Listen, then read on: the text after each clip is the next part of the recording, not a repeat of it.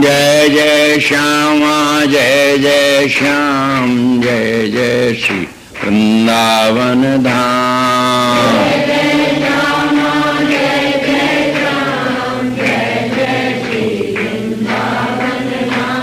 श्री राधा वल्लभ लाल की, ललित लाडली लाल की, श्री वेंकटेश भगवान की, श्री हरिवंश चंद्र जी महाराज की, श्री सेवक जी महाराज की, समस्त रसिक मंडली की, सब संत भक्तन की, श्री वृंदावन धाम की, श्री राधा नाम की जय जय श्री राम। राधा कराव चित पल्लव वल्लरी के, राधा पदांक विलसन मधुर स्थली के, राधा यशो मुखरमत खगावली के, राधा विहार विपिने रमताम मनो।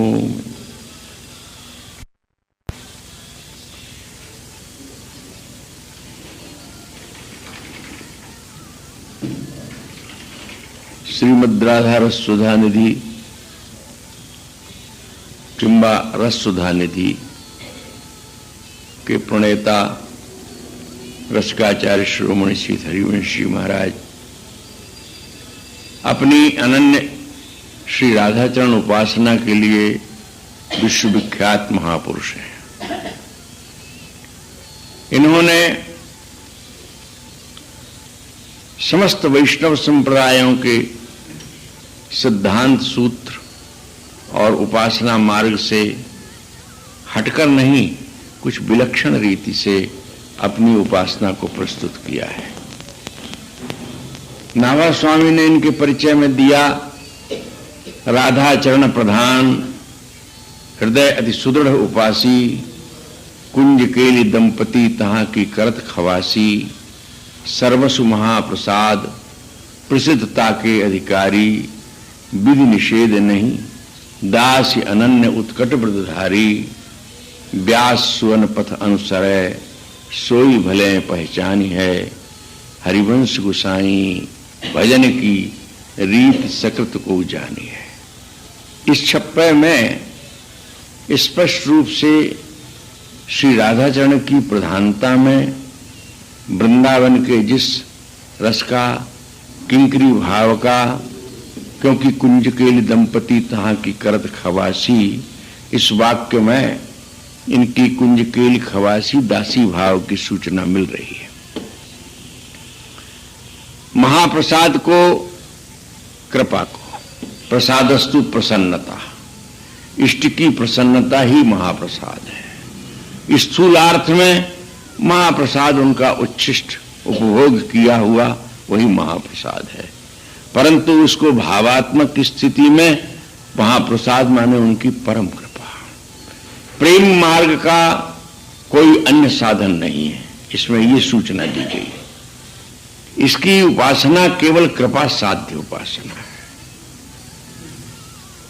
और अन्य उपासनाओं में विधियां हैं, निषेध हैं, उनके कुछ अन्य विधान हैं, उनके फल हैं, किंतु प्रेम में न कोई विधि है, न कोई विधान है, न उसका कोई फल है।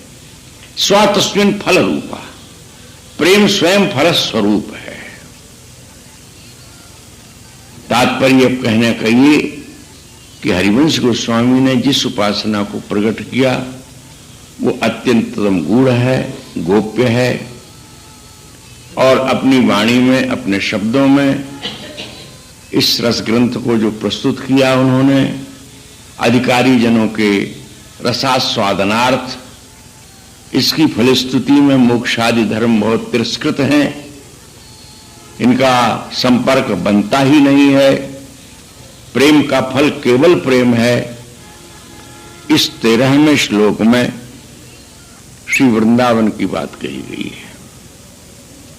इससे पूर्व श्लोक में निवेदन किया है, वृंदावनेश्वरी तवैव पदारविंदम प्रेमामृतैक मकरंदर सौगपूर्णम यद्यर्पितम मधुपते स्मरतापमुग्रम निर्वापयत परम शीतलमाश्रयामि। हे वृंदावनेश्वरी, तवैव पदारविंदम, केवल तुम्हारे ही चरण कमल। इसमें अन्य का यहां पर निवारण किया जा रहा है। ही शब्द जो है ये जोर दे रहा, बल दे रहा है। क्यों अन्य का निवारण किया गया? क्योंकि ये उपासना रसिक अनन्यता में है। जो स्वाभाविक धर्म है, अनन्यता किसी के विद्वेष के लिए, घृणा के लिए, उपेक्षा के लिए नहीं होती, परंतु एकात्म भाव से अपने प्रेमास्पद के प्रति तल्लीन होने में होती है। जो अनन्यता दूसरों के इष्ट, धर्म, आचार और भी जहां तक उसकी उपासना का विस्तार है उसके विरोध में होवे, वो उपासना अनन्यता की नहीं है, वो विद्वेष की उपासना है। आज का अज्ञानी समाज रसोपासना के माध्यम से अपने मन के भीतर की विद्वेष भड़ास को निकालता है। संप्रदायवाद आज इसीलिए तो अपयशी हो गया। संप्रदाय तो वस्तुतः आराध्य वस्तु को, इष्ट वस्तु को सम्यक रीति से प्रदान करने में, संप्रदाय का अर्थ होता है सम्यक प्रदानेन संप्रदायः। जो आचार्य ने वस्तु प्रस्तुत की है, उपासना की जो विधि दी है, जिन किसी संप्रदाय के आचार्य महापुरुष ने उसको सम्यक रीति से दी है कि तुम इन मार्गों से होकर आ जाओ, उस परम वस्तु तक पहुंच जाओ। अन्य मार्गों का उन्होंने इसलिए विस्मरण कराया है, विद्वेष नहीं, क्योंकि तुमको जिस मार्ग से जाना ही नहीं है उसके मील पत्थर गिनने की क्या जरूरत है। उपासना को संक्षिप्त किया है, चाहे वो आचार्य रामानुज स्वामी हो, चाहे श्रीमन निम्बार्क महाप्रभु हो में, और चाहे विष्णु स्वामी हो में, चाहे मध्वाचार्य हो में, और परवर्ती काल में और भी परवर्ती आचार्य हुए, पर सबका लक्ष्य ये रहा कि साधक उपासक सब ओर से सिमट करके उपासना के सही मार्ग को ग्रहण करे। परंतु ये प्रकृति का सहज नियम है कि जो भी वस्तु उपासना की हो अथवा आचार की हो, धर्म की हो, काल के प्रभाव से वो दूषित हो जाती है। उसमें धर्म के साथ में छल धर्म, छाया धर्म, उपधर्म, अधर्म बहुत सारे आकर के घुस जाया करते हैं। एक विद्वान लेखक ने लिखा था कि मैं गांधी जी से मिलने के लिए गया, प्रतीक्षा के लिए बाहर बैठा, उस बेंच पर दो सज्जन और बैठे थे, उनके ललाट पर गौड़ीय तिलक था। स्पष्ट था कि श्रीमन महाप्रभु चैतन्य देव के अनुयायी हैं, परंतु वो दोनों परस्पर में जो वार्ता करते थे, मैं तो तटस्थ बैठा था, उनसे परिचित था। वे किसी तीसरे व्यक्ति की घोर निंदा कर रहे थे। एक अपनी बात कहता था, फिर उसी का समर्थन दूसरा करता था, फिर पहला करता था, फिर दूसरा करता था। मुझे करीब पौन घंटे बोले गांधी जी से मिलने के लिए प्रतीक्षा करना पड़ा। तब तक मैं उनके इसी वार्ता को सुनता रहा और मन मन में सोचता रहा। वो विद्वान रामनाथ सुमन अब नहीं रहे धरती पर, बड़े अच्छे विद्वान लेखक थे। वो कहने लगे कि मैं ये सोचता रहा कि जो इस प्रकार से घोर निंदा कर रहा है किसी तृतीय व्यक्ति की, श्री महाप्रभु चैतन्य देव की प्रेम की जो गंगा प्रवाहित हुई, ये क्या उसमें डुबकी लगाने के पात्र हैं? क्या इस जीवन सकेंगे? ये संप्रदायवाद का दोष है। संप्रदायवादी अपने आचार्य इष्ट के प्रति निष्ठावान तो होता है, पर दूसरों की रति और निष्ठा को न पहचानने के कारण उसे वरीयता नहीं देता, वरन वो उसकी निंदा करने लग जाता है। आज एक संस्मरण की बात जो कहने की तो कहूंगा। एक दिन बिहारी जी का दूध भात का कुल्हड़ प्रसाद पहुंचा। हम लोग समाज में बैठे, रात्रि को रोज समाज करते हैं। मोती बाबा वहां से निकले, उन्होंने भिजवा दिया, आकर विराजमान हो गया प्रसाद।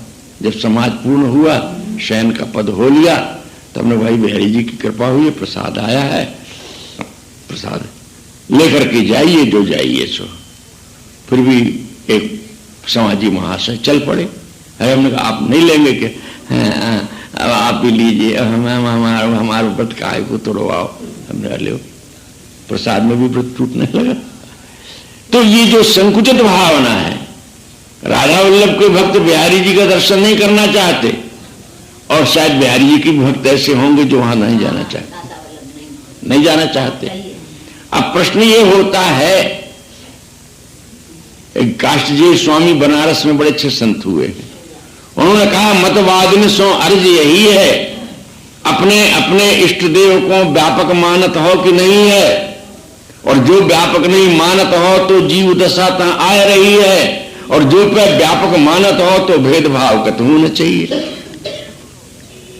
वो कहते हैं मतवादियों से मैं पूछता हूं कि तुम अपने अपने इष्ट देव को व्यापक सर्वत्र समरूप से विराजमान अनुभव करते हो, जानते हो, मानते हो कि नहीं? ईश्वर सर्वभूतानां हृदय से अर्जुन तिष्ठति समूहम सर्वभूतेषु। अरे जड़ में चेतन में सब वही तो है, व्याप्तत्वेन विष्णु। यदि तुम उसको व्यापक मानते हो तो भेदभाव नहीं चाहिए, क्योंकि तुम्हारा ही इष्ट तो सब में है। गीता इसी आधार पर तो कहती है विद्या विनय संपन्ने ब्राह्मणे कवियस्तिनी, सब में वही है।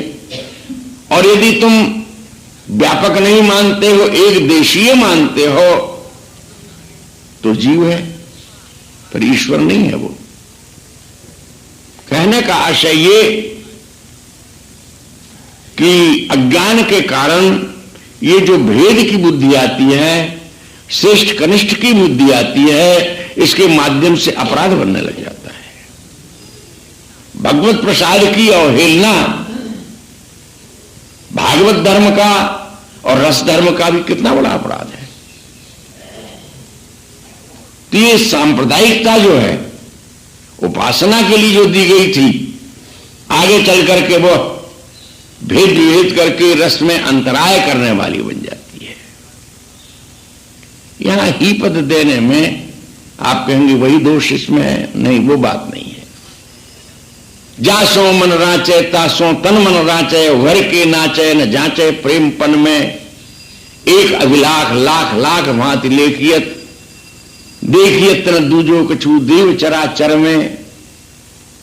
देव कवि कहते हैं कि उपासक को अपने इष्ट को ही सर्वरूप में देखना चाहिए, और इष्ट के प्रति प्रेम की जो भावना है, प्रेम प्राप्त करने की जो अभिलाषा है, उस अभिलाषा को एक नहीं हजार हजार लाख लाख प्रकार से उसको सुदृढ़ बनाना चाहिए।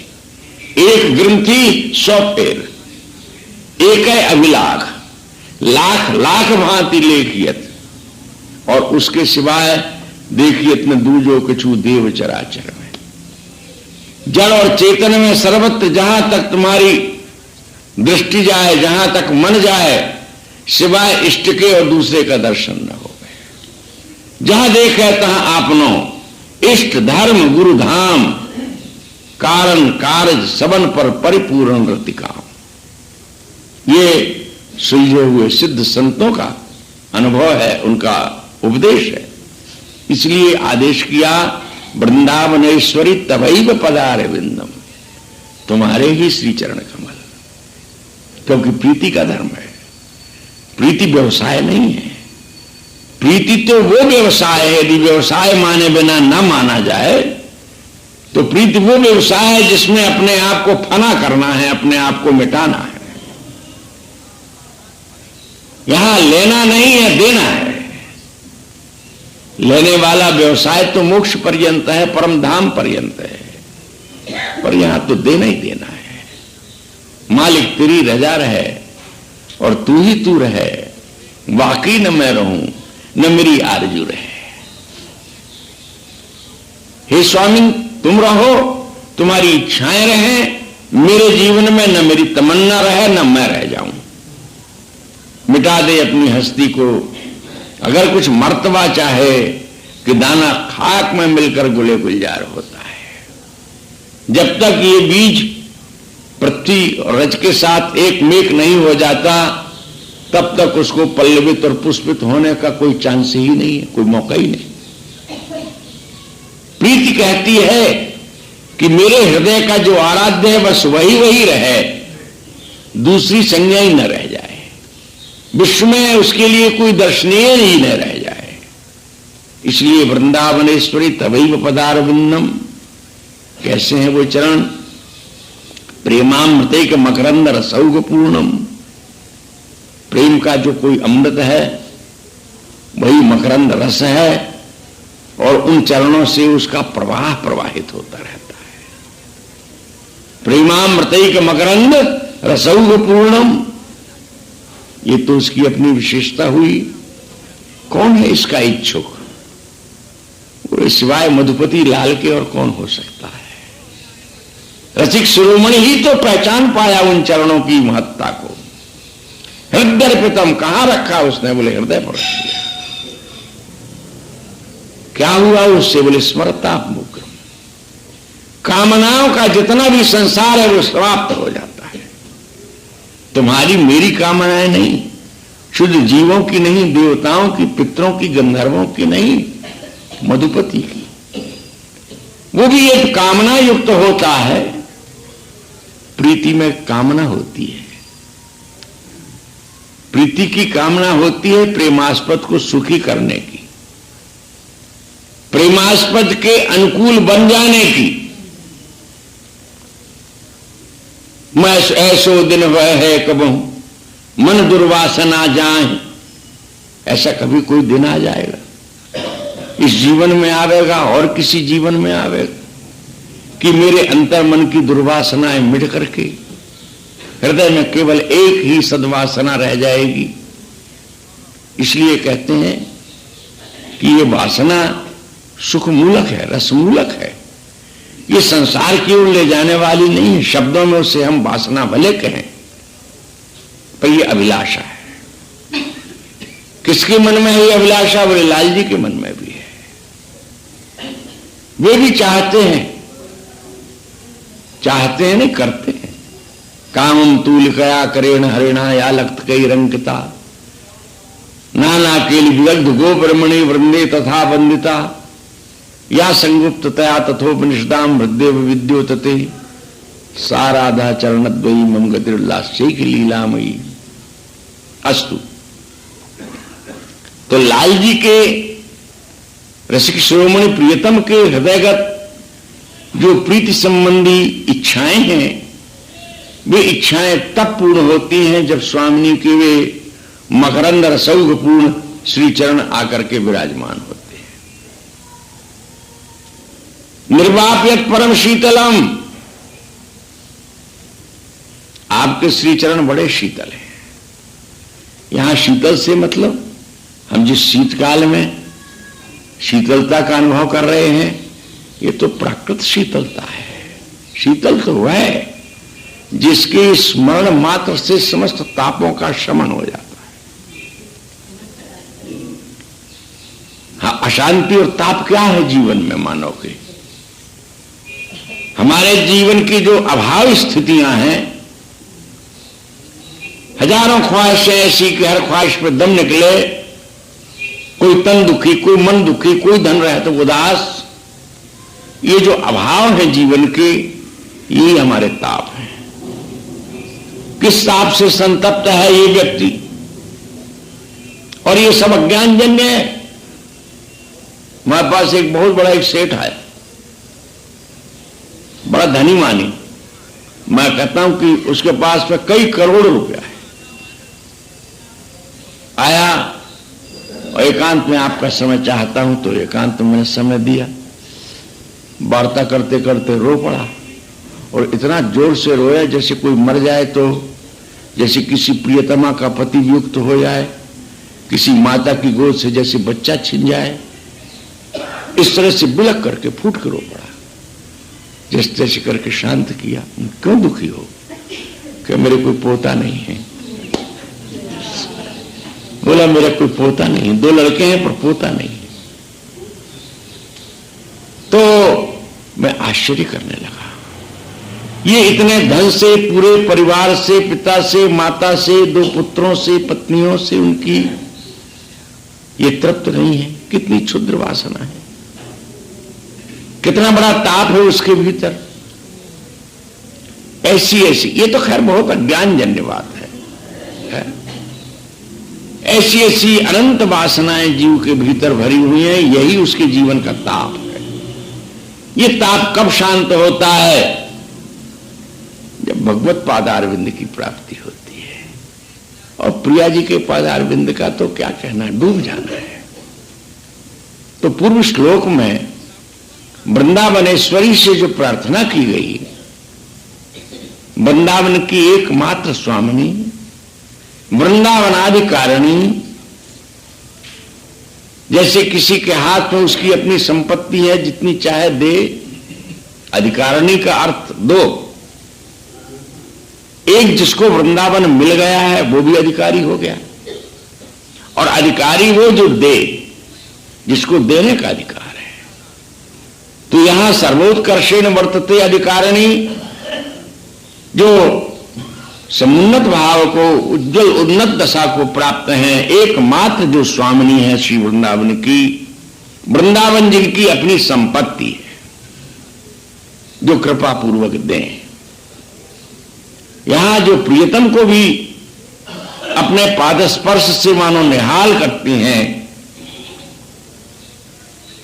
निर्वाप्यत परम शीतलम आश्रयामि, मैंने तुम्हारे उन समस्त तापों को शमन कर देने वाले, प्रेम प्रदान करने वाले, रस दान करने वाले उन शीतल चरणों का आश्रय लिया है।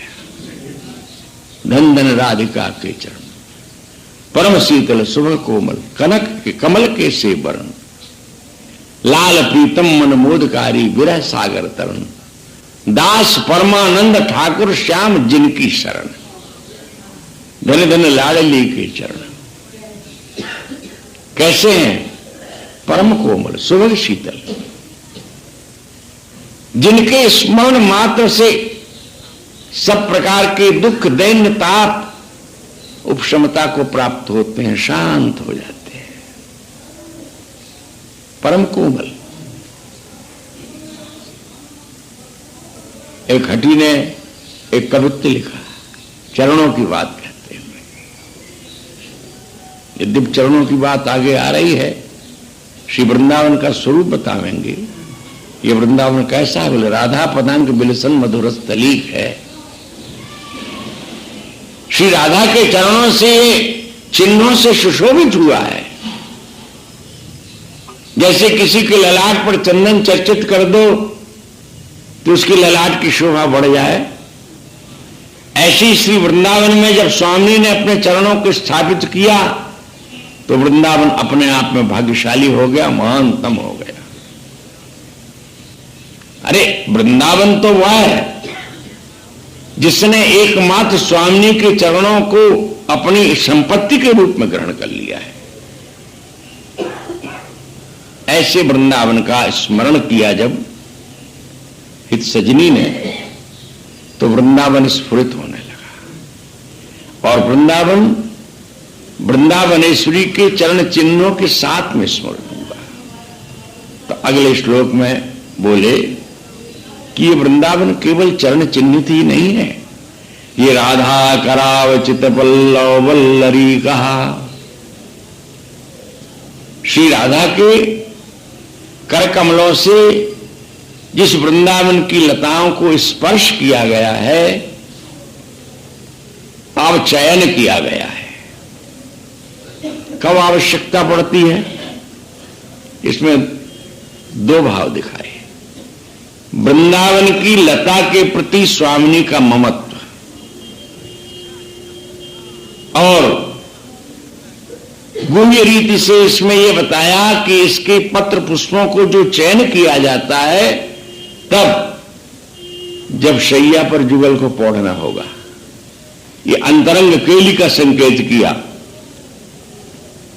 नवल नागरी नवल नागर किशोर मिल कुंज कोमल कमल दलन सिज्जा रची, गौर श्यामल अंग रुचिरता पर मिले सरस मन नील मन मृदुल कंचन खची, सुरत नीवी निबंध हेत पिय माननी प्रिया की भुजन में कलय मोहन मची, सुभग श्रीफल उरज पान परसत रोष ओंकार गर्भदग भंगी, भामिन लची कोक कोटिक रहस्य रभश्री हरिवंश हित, विवेक कल माधुरी किमपि नाहिन बची, प्रणयमय रसिक ललितादि लोचन चषक पिबत मकरंद सुख राशि अंतर सची।